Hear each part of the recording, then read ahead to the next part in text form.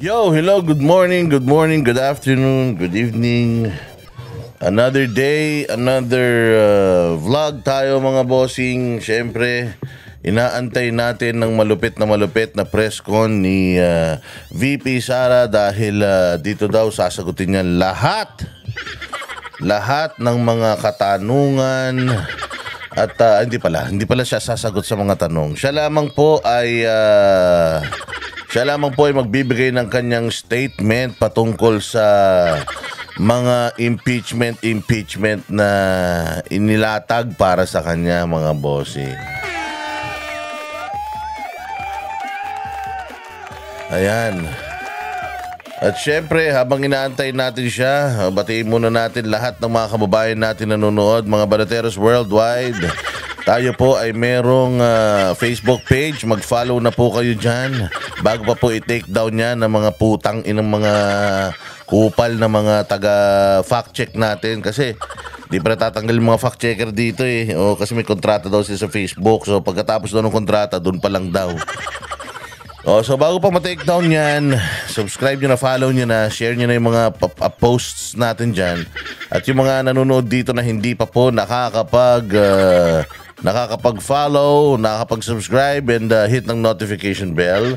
I-hit nyo na po yung notification bell dahil mainit ang mga issues ngayon. Araw-araw may mga uploads tayo para i-discuss yung mga may init na mga issues at mga kahayupan na mga kawatan sa gobyerno. Ayan na.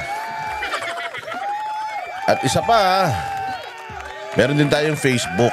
Okay, may Facebook page din tayo. Ang Boss Dada TV Official. Inyo pong isubscribe yan dahil mag-upload na rin po tayo ng mga videos dyan. Ayan. So aabangan natin mga bossing itong live na live. Kasi nakikita nyo ba yung mata ko? O yung mata ko, ayan o. Grabe. Galing pa ako sa tulog. Pero dahil nga si Madam BP, dahil siya ay bibigay ng kanyang statement, syempre may representative tayo dyan, si Jason Rubrico. May representative ang SMNI dyan. Dahil si Jason Rubrico ang detail ng SMNI kay Madam VP Sara. So tingnan natin kung ano ang mga pasabog na bibitawan ni VP Sara ngayon at ating pagkwentuhan ito pagkatapos. Alright? So sa ilang sandali lamang. Assalamualaikum warahmatullahi wabarakatuh. Madayaw, maayong adlaw kaninyong tanan. Magandang araw sa inyong lahat. Sa mga nakaraang araw, marami ang humihingi ng reaksyon, komento o damdamin. Damdamin ko sa issue ng impeachment na naihain laban sa akin. Sa kabila ng aking mga naging pahayag ukol sa planong impeachment sa mga nakaraan na buwan. Ang tanging masasabi ko na lamang sa puntong ito ay God save the Philippines. Bukod dito, nais ko na lang ipaabot ang aking taus-pusong pasasalamat sa mga kababayan na patuloy na nagdarasal, sumusuporta, nagtitiwala, at patuloy na naging. Manalig kayo dahil sa taong bayan ang tagumpay. Syukran. Braille. 3 questions, no follow-up. Okay. Oh. Ay, ayoko na. I'm okay. Oo.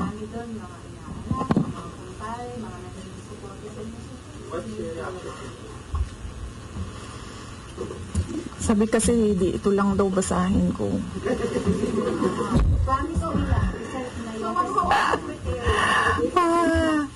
Started preparing the moment Franz Castro announced the impeachment plans, which was November of 2023. So November of 2023, there were already lawyers doing their work for the impeachment. So we leave it to the lawyers. Last question. Last question.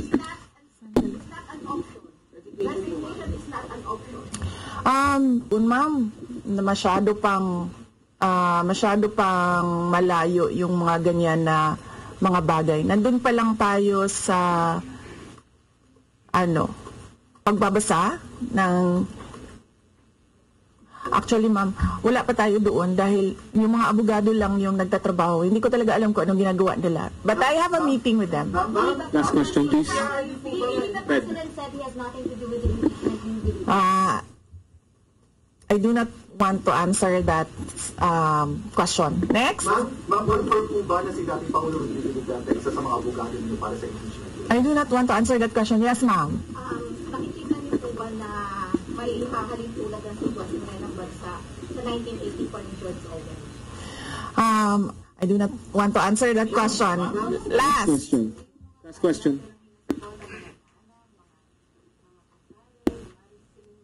Niwala ko lang, no, if you have to explain or defend your signature in a yes petition for impeachment, then you feel that you have done something wrong. Kasi kung wala ka namang ginawang mali, bakit mo i-defend yung pirma mo? Thank So yun you. yung paniwala ko. Ma'am, naniniwala po ba kayo na may gumalaw po for the impeachment? May gumalaw po na parang money for... I do not want to answer that question. Yes. How will you be endorsing senators, lalo na po sa PDP slates, especially that may possible overlap yung trial sa next Congress? Hindi pa namin napapag-usapan kung ano yung gagawin ko. The upcoming campaign and election. Pero nasabi ko na noon na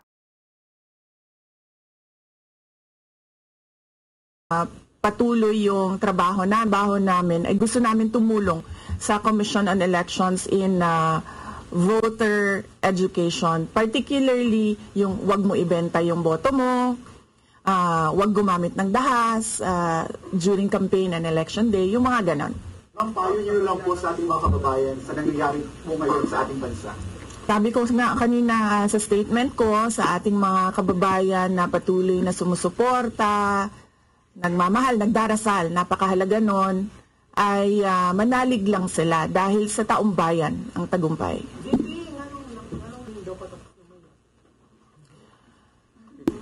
Ngano na akadri sa Manila na taga Davao man ka? Thank you, OVP Media. Yes, sir.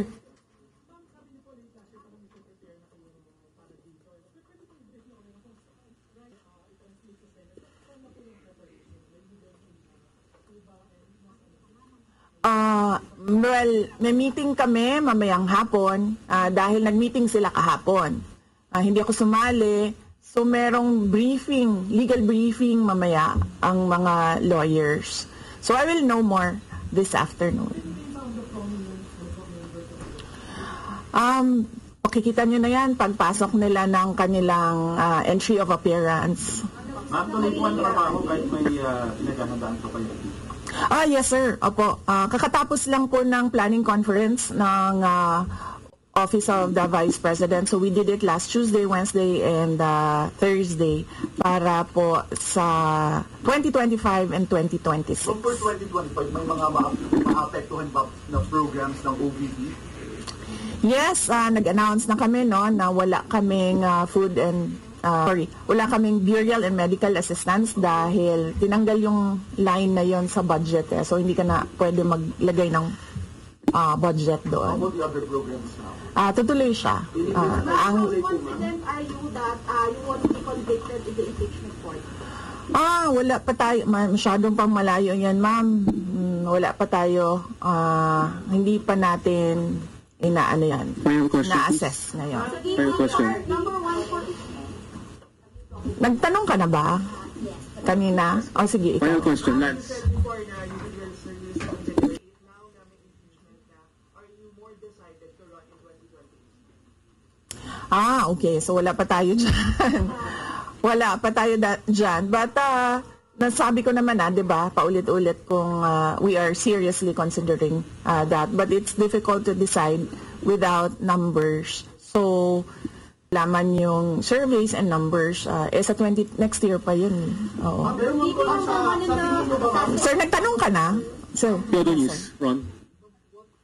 Are you concerned na yung possible consequence that you can be disqualified from public office kung magkaroon ng conviction? Yes, sir. Oo. Alam ko po yung penalties ng impeachment, and the moment na nag-resign ako sa Department of Education, before ako nag-resign sa Department of Education, pinag-isipan ko na lahat yan. Sa ngayon ba, masasabi ninyo na lalo pa kayong nainganyo na ituloy ang pagtakbo sa 2020 presidential election? Nasagot ko na ata yung kanina sa question ni Sir na nakaitim.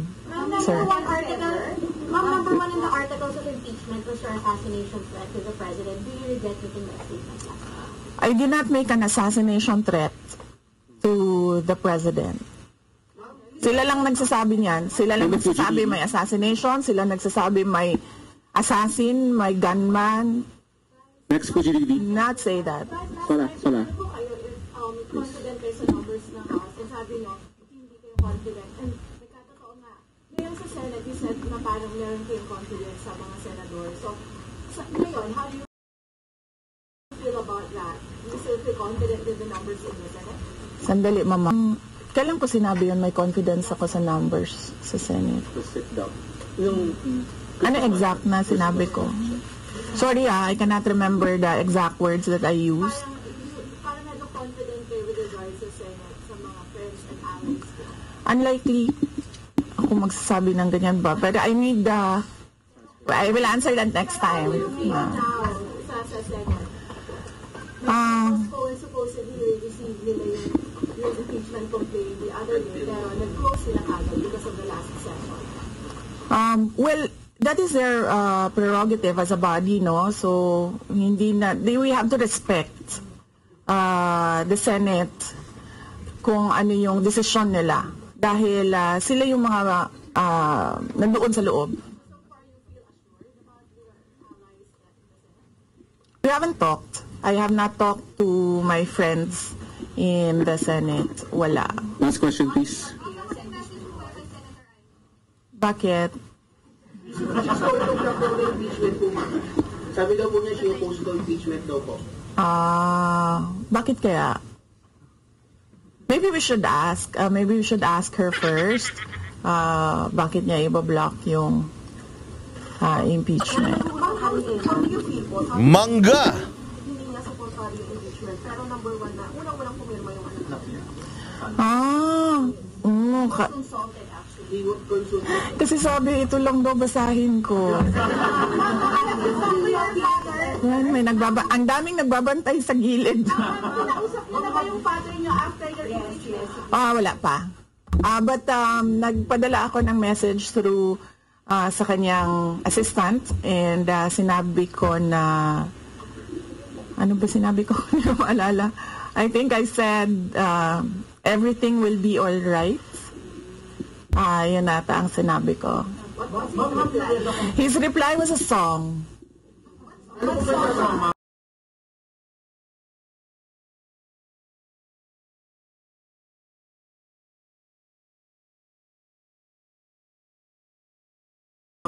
MacArthur's Park.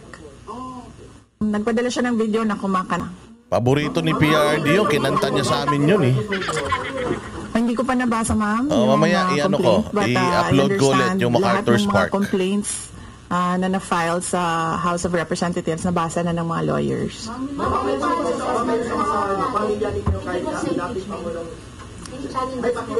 Sandali, Sarah. What's wrong with it? Ang preparation, challenges sa preparations, but so far wala naman. Wala naman kaming na ano lang kami, kasi ang daming mga lawyers na nag-signify na tutulong sila sa defense. So, Ayos. ngayon ay pinag-uusapan on how to go about it na makuha lahat ng Ganda to. kanilang commitment of support at makatulong din Maganda sila sa to. pag-iisip. Mga bopols na congressman versus magagaling na abogado. Tingnan natin. Nagtanong ka na, ma'am? Wala pa, ma'am. Sige, ma'am.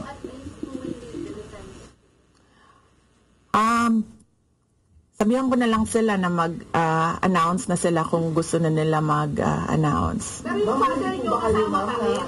Kasi sabi nyo before, your father would be... Well, he is welcome. He is a lawyer. So he is welcome to give his advice, input in the defense. I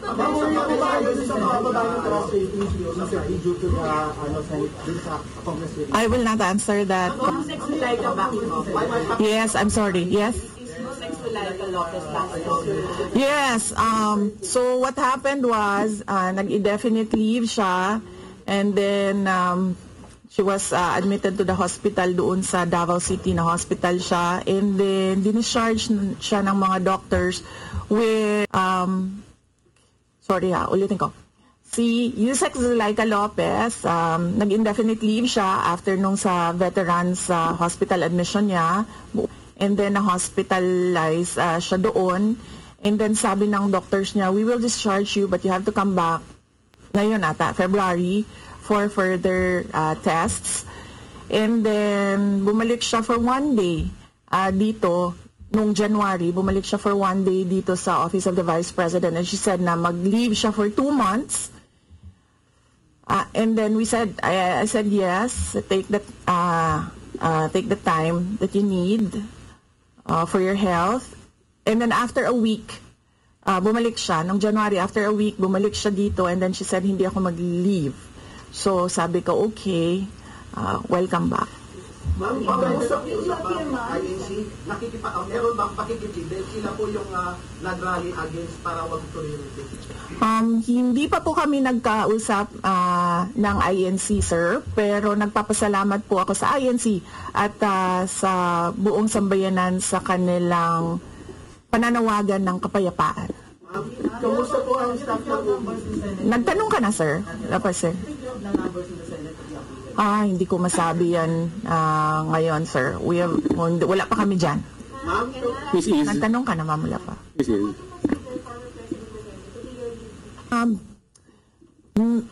He will, maybe if he wants to, he can be part of the defense team, but because of his age and because of rigorous preparations,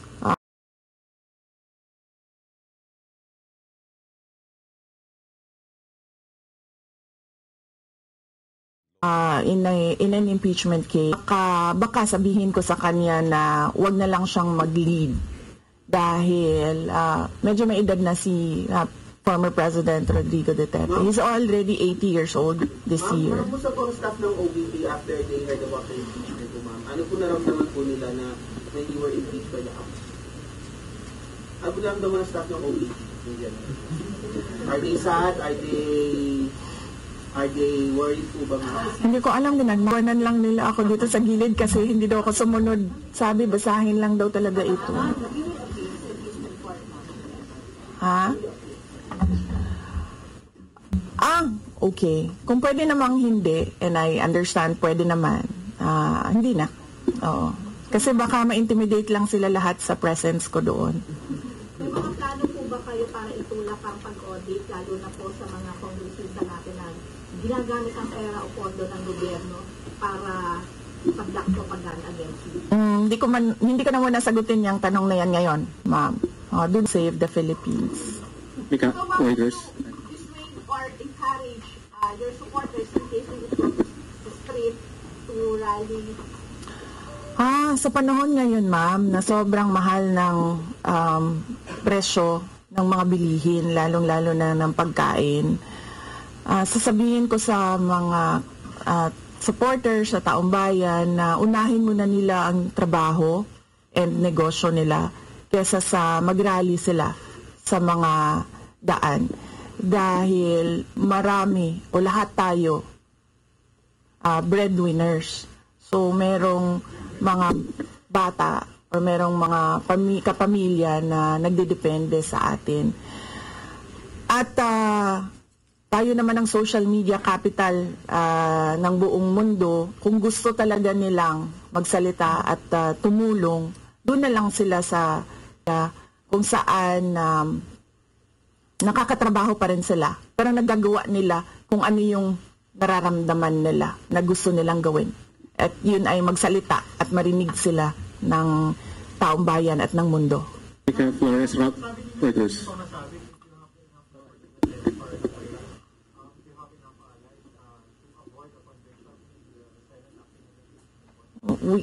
Hindi ko pa naisip yan, sir.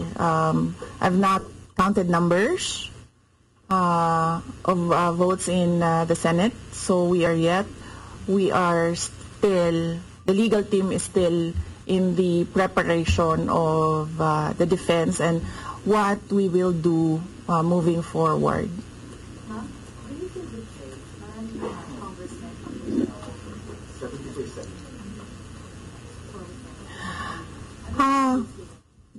Do I feel betrayed?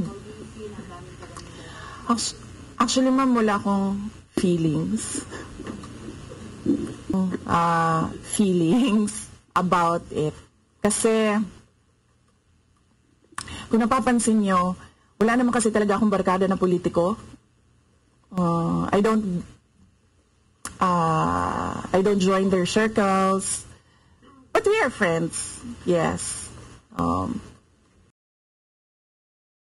But kung ninong at ninang lang ng mga anak, walang nininang na politiko ang mga anak ko.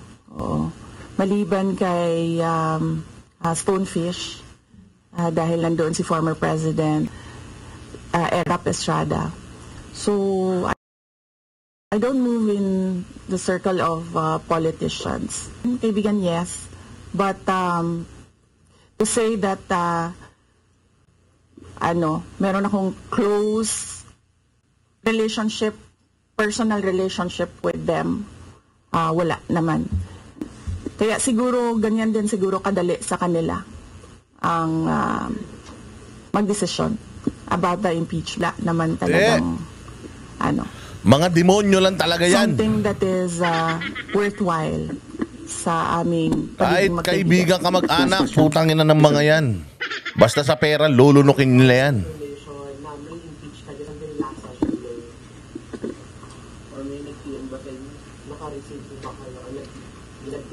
Yes. Oo. Si JC. Si JC. Hindi siya natulog. Sabi ko sa kanya, matulog na JC kasi ang mangyayari ay mangyayari kaya sera-sera. Diba? Comment yun lang po, ma'am. Alam ko matagal na ito, but the QC Prosecutor's Office hindi nasura yung patong-patong na kaso against you. Yes. What was your initial reaction about that? And second po, any updates, security details natin, ma'am, tuloy po ba yung pag-try po natin ng Chinese? Okay, hindi ko nasasagutin yan, ha. Dun lang tayo sa God Save the Philippines. Okay. Ang galing magtanong ng SMNI talaga. Gaano na po palala ang problema ng Pilipinas ever since na nagkaroon ng issue sa impeachment na ito? Parang, ano po nakikita niyo yung problem sa Philippines ngayon at bakit nila ininay po impeachment na ito? Gaano kalala ang Pilipinas na pag-iwanan na tayo ng panahon at ng ating mga kapitbahay dito sa region at napag-iwanan na tayo ng mundo. Malala siya since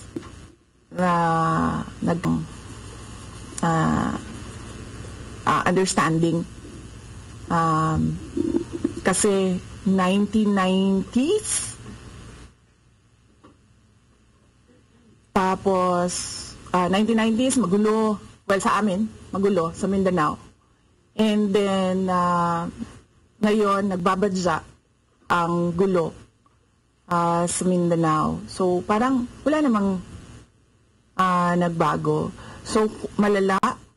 Sobrang malala. Dahil kung nakakausap mo yung mga tao na arawan yung kanilang sweldo, yung pera nila hindi na talaga sapat para sa pagkain, para sa kuryente,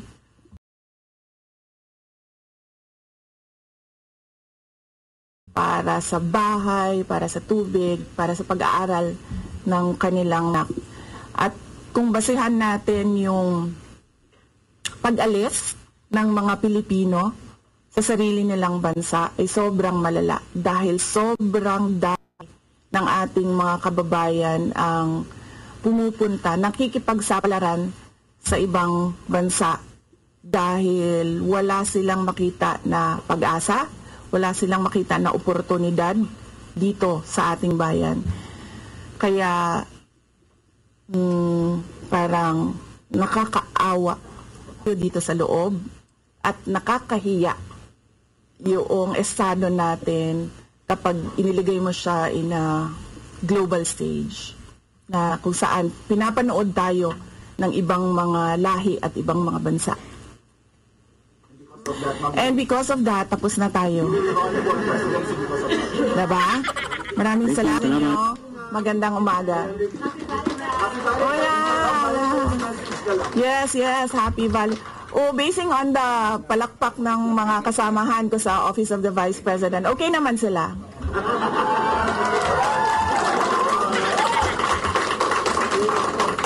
At mga Lenny supporters pa yan tignan mo, pero pumapalakpak sila sa akin. No, Valentine's? Yes, Valentine's. Alam nyo, mas masakit pa ang maiwan ng boyfriend o girlfriend kesa ma-impeach ka ng House of Representatives.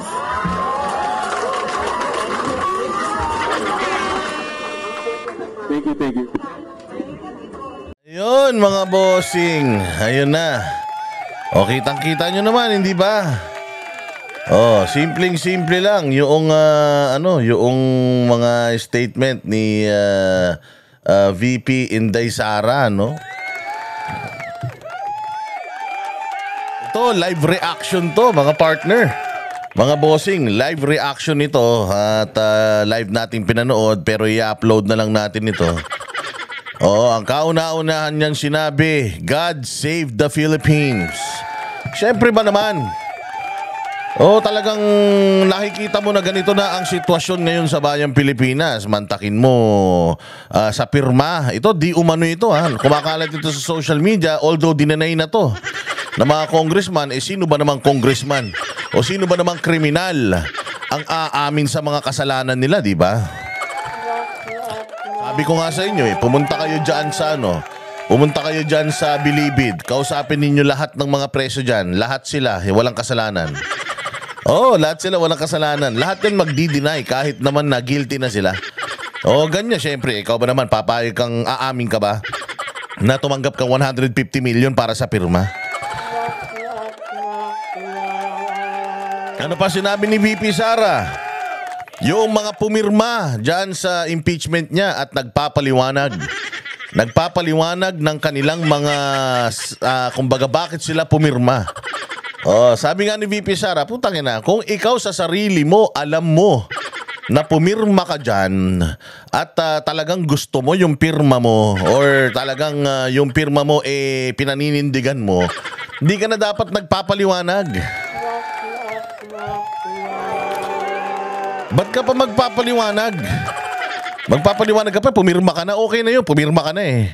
Wala nang tamang paliwanag doon kung hindi sinusuportahan mo yung impeachment ni VP. Bakit mo pa i-justify? Bakit mo pa justify yung pag-support mo? Pumirma ka na nga. The signature alone says everything. Says it all. So alam mo, na putang ina, guilty. Etong mga pumirma na to, guilty talagang mga hayop. Oo, at sabi nga nila, bumabaha ng pera. Oh, ito, sabi nga ni VP Sara ready na siya. Ready na siya. 2023 pa lang, November, alam niya na. Alam niya na dito papunta, hindi ba nung umattend siya doon sa hearing ni Chua Abnoy? Hindi siya sumumpa. Doon pa lang alam niya na, bakit ako susumpa dyan? practice na to for impeachment. Ayun na nga, di ba? Umpisa pa lang, alam na ni VP ito. She knew it all along. From the beginning, she knows it already. Kaya ready na yan siya.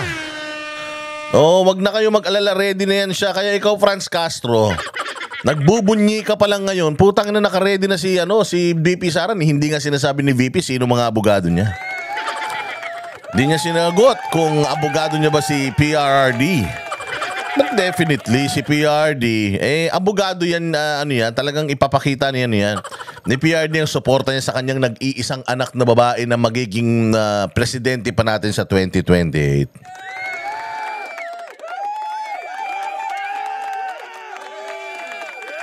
Ang mensahe ni VP Sara sa lahat ay manalig lang kayo dahil bandang huli sa taong bayan ng tagumpay. Palakpakan.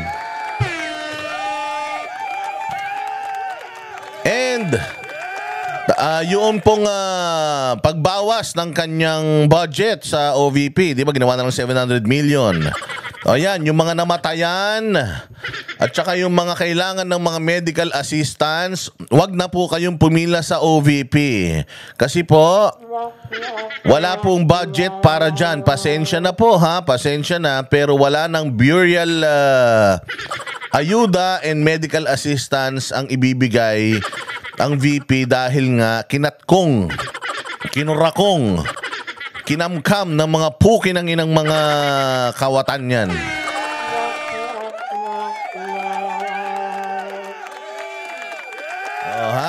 Ayun yan yan ang lagi niyong tatandaan sabi ko nga sa inyo ako'y saksing buhay dyan sa mga natutulungan ni VP. Araw-araw haba ng pila dyan sa OVP para dyan sa burial and medical assistance.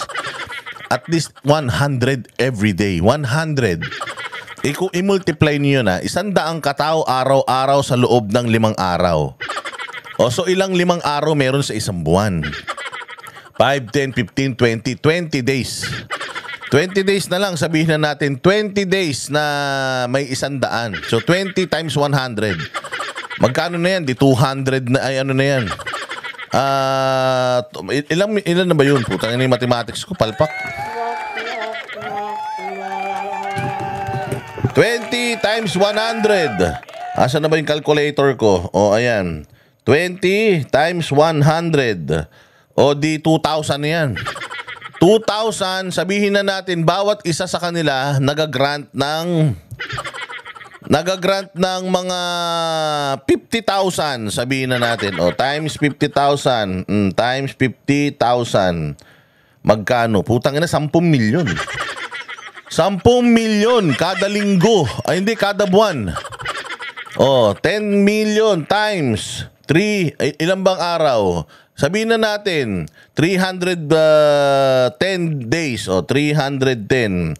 Putang ina niyan. 10 million times 310 days equals 3.1 billion.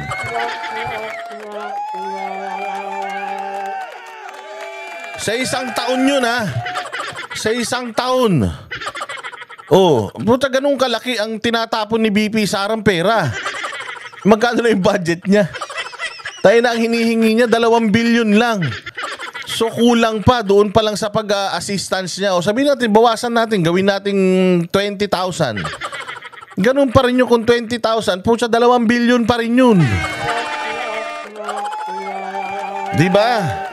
Ganyang kahayop ang mga putang ina. Tinanggalan nila ng yung mga mamamatay na manghihingi ng tulong, pati manghihingi ng ayudang pang-ospital. Pucha, tinanggalan nila. Si BP Sara, buti sana kung dali-dali makalapit sa mga hayop na mga ahensya na yan. Kaya ang ginawa ni pati yung kay Bongo na Malasakit Center, tinatanggalan nila ng pondo. Di ba? Kahayupan talaga So, yung 2026 decision ni VP Sara, sabi nga niya sa 2025, ay mali, 2028 na pagpresidente, sabi niya, she's considering. Pero magsisimula pa lang lahat ng mga planning sa 2026. Kaya nga, tandaan natin, kung si VP Sara hindi mai-impeach ngayon, come 2026, magsishift na yung power niyan. Yung power, mapupunta na yan lahat sa kanya. Bakit? Siya yung pinakamalakas for 2028. Ganun naman ngayon eh. Natatandaan ninyo noon, ganun naman eh, lahat nagpuntahan kay Bongbong dahil siya yung pinakamalakas.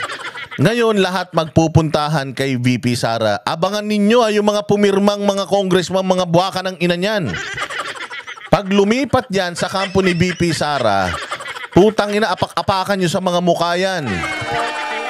Iparamdam mo, VP Sara, sa lahat ng mga nag-traidor sa'yo, na pukin ang ina nyo, hahabulin ko lahat ng mga ninakaw nyo sa gobyerno. Ayan ayan nga. So 2026, abangan ninyo. Sigurado ako, hindi may impeach si BP Sara. Pag hindi na impeach si BP, putang ina, matatay ito si Franz Castro. Franz Castro, magtago ka na sa kuweba. Sana yung nakulimbat mong pera, kung meron man, dyan sa kamera, ay enough para makabili ka ng maraming supplies. Dahil pag presidente si VP Sara, putang ina mo ka. Lahat ng mga lungga, magpa-makeup ka na. Dahil sigurado ako, ubos kayong mga komunista.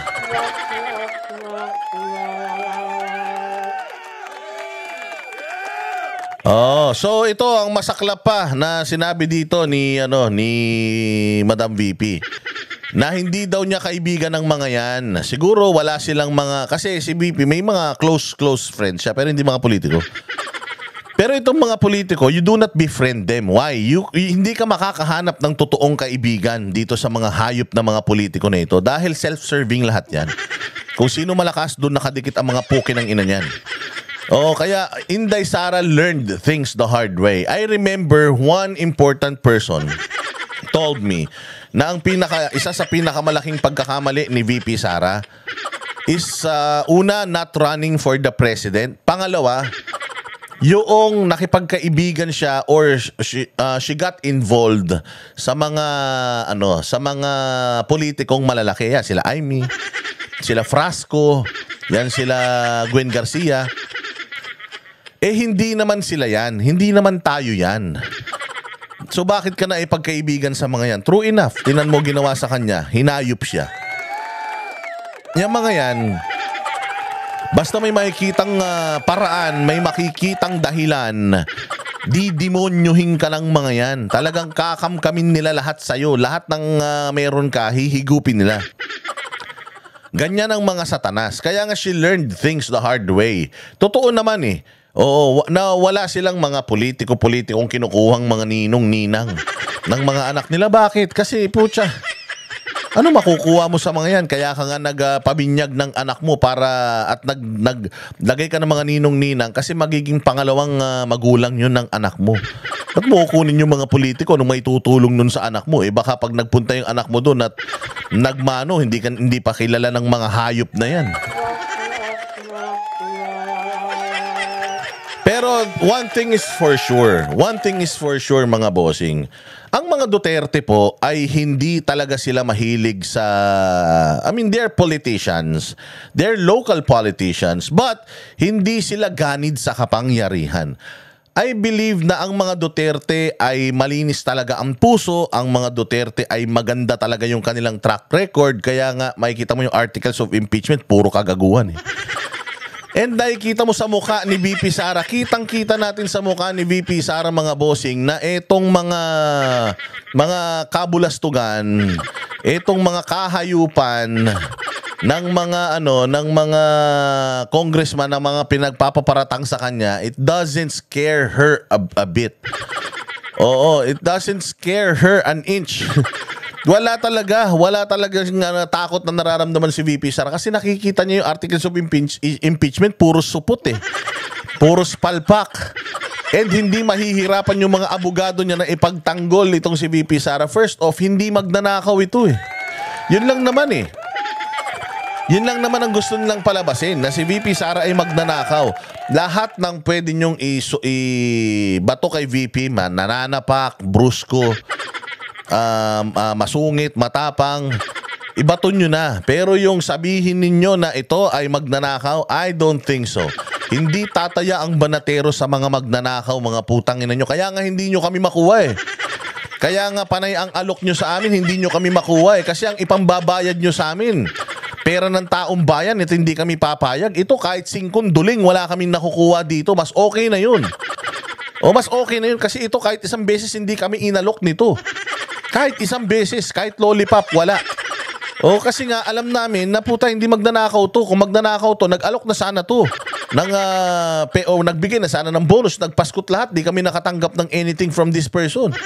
So ibig sabihin, hindi kurakot ito mga ulul. Tanginan nyo. So one thing is for sure mga bossing, na si VP Sara has nothing to lose. She has nothing to lose but everything to gain. Bakit? Ba't mo nasabi yun, Boss Dada? Pucha, in the first place, ayaw naman talaga nito eh. Hindi ba mananalo na nga sana to noong 2022 eh. Kung tumakbo lang ng presidente to noon, nanalo sana to eh. Pero dahil nga hindi siya sakim sa kapangyarihan, pinatakbo niya yung putang inang Bongbong Marcos na siraulo na yan. Ayan ang nangyari sa Pilipinas. Partly yes. May konting kasalanan si BP, pero pucha, personal choice niya yun eh. 'Di ba? Personal choice niya na hindi tumakbo bilang presidente eh. So I'll give it to her. 'Di ba? Pero yun na nga ang masasabi ko dito na walang mawawala sa kanya. Dahil hindi naman niya pangarap yan in the first place. Tao lang naman ang nananawagan na tumakbo siyang presidente, remember? Tayo lang naman ang makulit eh. Kaya naman tayo nagagalit kasi pinipilit natin siya kahit ayaw naman niya eh. So yun lang po. So wala siyang pakialam ma-impeach siya or hindi. Pag na-impeach yan, baka tuwan-tuwa pa yan. Hay, salamat, hindi na ako pipilitin ng taong bayan na tumakbo ang gulo-gulo ng Pilipinas. Puro kurakot, puro mga adik, mga magnanakaw. Kahit na gaano kagaling ang presidente, putang ina, yung mga senador, mga congressman, puros mga kawatan. Yung mga mayor, gobernador, konsehal, puros mga drug lord. Putang ina niya, ang hirap maging presidente ng Pilipinas. Ang titigas pa ng ulo ng mga Pilipino. Sinabi ng bawal tumawid dito, tawid pa rin ng tawid. Putang inang Pilipinas to, paurong. Baka natuwa pa yan. Di ba? Baka natuwa pa yan mga bossing. At least ay salamat, magiging nanay na ako sa mga anak ko. Maliliit pa yung anak ko eh. Yung anak pa niyang bunso ano pa yun, meron pang medical condition yun na kailangang na tinututukan. So you're actually giving VP Sara a favor kapag ka-inimpeach niyo siya. And you know naman na if ever VP Sara will get impeached, someone will rise. Someone will rise up, mga bossing. Merong isa ang uusbong na putang ina maghihiganti para sa kanila. Ayan po, mga bossing. Natunghayan po natin ang maikling sagot. Sigurado ko yung mga nakatutok. Putang ina si Bongbong, baka hindi pa natutulog. Baka natain na sa salawal yun kung anong sasabihin na naman ni VP. Pero nakahinga sila ng maluwag ngayon dahil si VP Sara ay hindi masyadong nagbigay ng mga maaanghang na salita, bagkus nanawagan lang siya na ipagdasal ang bansang Pilipinas dahil papunta tayo sa impyerno dahil tayo'y pinamumunuan ng mga kawatan. Kaya sana pagdating po natin sa eleksyon, iboto po natin yung mga matitino. Again, kailangan double time tayo, palusutin natin lahat ng mga kandidato ni Duterte. Dahil kung hindi, impeach to si VP Sara, putya yan. Pag na-impeach to si VP Sara, yari ang bayang Pilipinas. Maniwala kayo. Ang pipiliin ni Romualdez, ay mali, ni Bongbong na magiging Vice President, malamang kung hindi si Romualdez, si Sandro Marcos. Putang ina nyo, wala kayong magagawa. Kapag ginawa nila yan, wala kayong magagawa. Kasi nagawa na nila lahat ng kademonyohan, tas hindi pa rin tayo umimik. Again, silence is not an option. Mag-ingay tayo, pinatatahimik na ngayon social media eh. Mandami na namang mga nakablock na mga social media accounts ng mga Magnificent 40. O kaya maging mapagmatsyag tayo, mag-abang tayo mga bossing. At marami pang mga mangyayari. Kaya panatilihin po kayo nakasubscribe sa channel na to, naka-like, naka-share. At panatilihin po ninyo ang inyong pagtangkilik sa Banateros Brothers at lahat ng mga nagtatanggol sa mga Duterte at nag-expose ng lahat ng mga kabulastugan ng mga kawatan sa gobyerno. Maraming salamat po. Mabuhay kayo. Magkita-kita po tayo ulit sa susunod na vlog. Like and share mga bossing para may silbi sa buhay. Mabuhay kayo. God bless us all. Yan ang Panatero, walang ino